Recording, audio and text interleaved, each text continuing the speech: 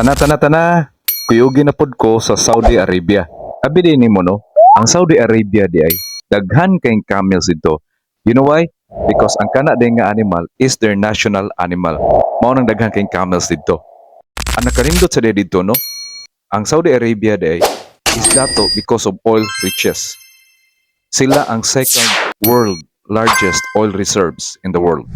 Unya naa sa dito ang holy cities, which is ang Mecca o Medina.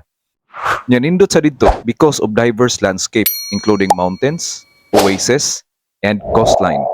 Mao ni nakanindot sa Saudi Arabia. Abi nimo no, dinhi sa Pilipinas, naapod mi Saudi. Dili ka kinahanglan og passport.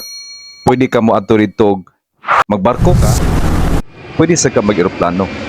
Unya nakanindot sa in less than 24 hours, maabot na ka og Saudi bisag naa ka sa Pilipinas. Asa ning dapita?